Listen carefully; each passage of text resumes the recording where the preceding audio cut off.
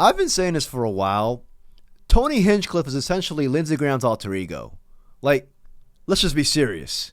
Like Bill Cosby, Hart is a black comedian from Philadelphia, and like Bill Cosby, women don't know when Kevin is inside of them.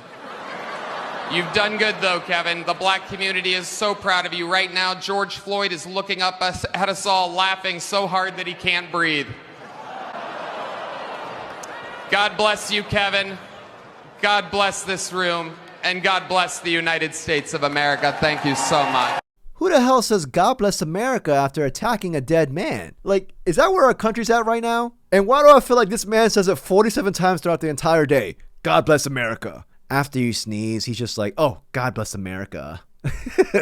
Anyways, Tony Hinchcliffe has been once again under public scrutiny as people have been pissed off regarding his joke about George Floyd. And honestly, it seems like he can't get enough of this man because this is the second time he's been mocking George Floyd. In the previous Tom Brady roast, Tony joked that Rob Gronkowski, quote, looked like the final boss in George Floyd the video game. And with that, George Floyd's family has now been up in arms, rightfully so. They have recently blasted Kevin Hart and Tony Hinchcliffe over the Netflix roast joke. George Floyd's family told TMZ that Kevin Hart conditioning Tony Hinchcliffe's joke is, quote, sad for the culture.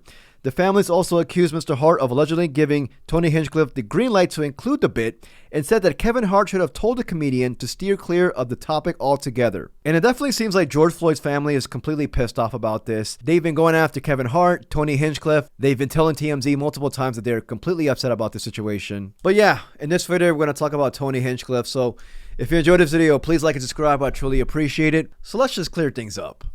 Tony is an edgelord. We know this. The way I see it is, what happened when being edgy is when you had thought-provoking material or when you would push boundaries, you would challenge the norm. That was edgy, in my opinion. Nowadays, being edgy is just being straight up disrespectful. That's based now. Being based. Oh, hey, N-word. Based. Like, being edgy is just lazy, in my opinion. Also, it's 2026. Who the hell is talking about George Floyd?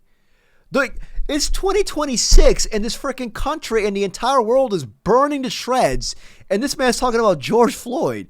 Like, aren't you a real comedian? Can you talk about like the current topics or the current times right now?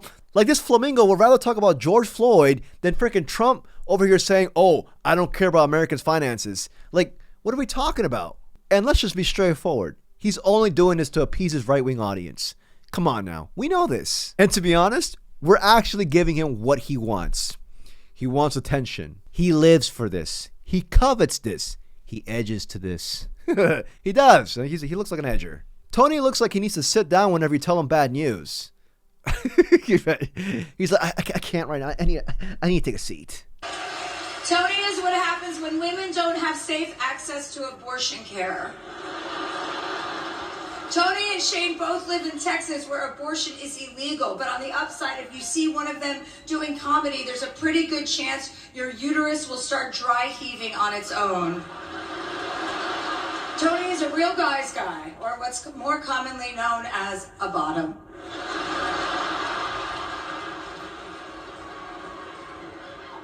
Tony, you have the face of a school shooter and the personality of someone who gets shot first.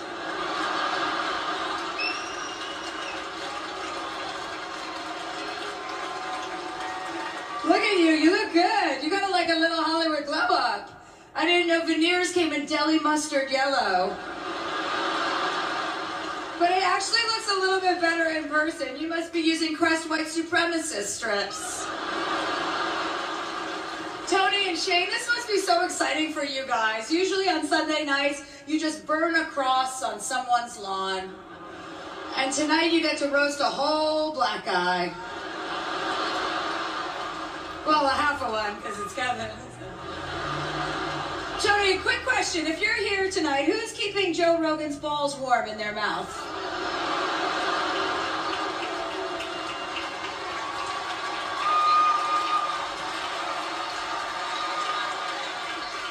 Nailed it. I'm not like a big fan of Chelsea. To be honest, I don't really care about her.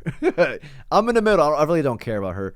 But, you know, she really wrecked Tony Hinchcliffe there, dude. Like, those are good jokes, you know. And Tony looked pissed off. Tony looked pissed off in the crowd. He looked like at any moment he was going to go in there and just scratch Chelsea's face. Like, you know.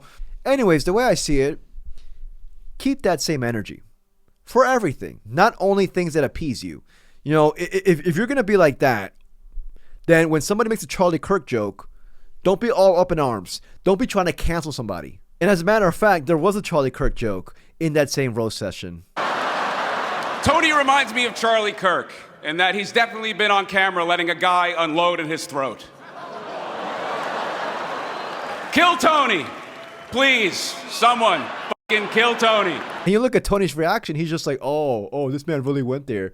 And I'm just like, don't be a hypocrite. You know what I mean? We've seen people actually lose their jobs if you talk about Charlie Kirk in a negative way. So it goes both ways.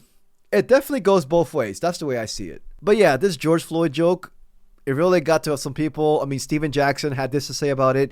Steven Jackson's a longtime NBA player, actually had a relationship with George Floyd. One thing about it, you can't tell people what to be offended by and what not to be offended by. See, I rode for my brother. Didn't take a dime from nobody. Risked everything I had going on in real time. 29 different states marching for my brother. Me and Q gave back to the community. So you can't tell people that risk things and that really love somebody to feel a certain way when he's disrespected. Clown shit. Yeah, I mean, if you're going to say a joke like that, then you have to deal with the ramifications, okay? Don't just state it to be edgy. You have to deal with the consequences of it. You know, Little Rel, a comedian, also had this to say about it as well. It's one thing to roast the people that may be in the audience there. Roasting somebody that, number one, is dead. Number two, that's not there. Like Tony Hinchcliffe joke about George Floyd didn't make sense to me. It was no reason to bring George Floyd into this. You know, it just was disgusting. I 100% would have booed that motherfucker and probably walked out. I feel like Tony's only doing this to appease his right-wing audience. We all know he's a Trump sycophant. You know, being a freaking Trump sycophant in 2026 is fucking insane. That tells me everything I need to know about you, dude. You know, and the fact that he still cucks for Trump, even until now. There's clips like 2 months ago, him basically stating, "Oh, I think Trump's done amazingly for this country." Like, what are we talking about? If you're gonna say that, then bring factual points. Don't just state empty promises or empty statements.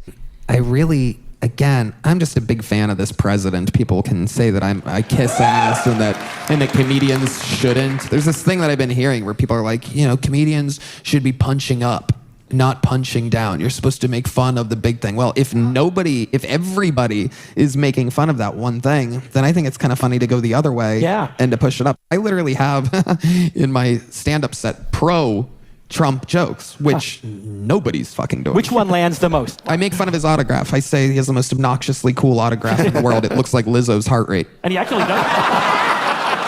All right, biggest political loser sacks. Who's the biggest? By the way, he does have the best sense of humor, must be, of any president we've ever had. He is just hysterical. Oh, I totally... Anyone who spent time with him is just blown away at just how funny he is. All the best comedians talk about how he might be the funniest human being on planet Earth. But yeah, that's all I have to say. He's a total bigot. We know this. But I kind of feel like I'm giving him what he wants. He wants it. He needs attention like he needs oxygen. We're giving it to him. Not just me. My shitty channel. You know what I mean? It's just, you know. But like, you know, everybody else talking about it. You know, I'm pretty sure he edges to this. Let's just be honest. They don't call him the edgelord for a reason. If you enjoyed this video, please like and subscribe. I truly appreciate it. Till next video. Peace, y'all. He really is Lindsey Graham's alter ego.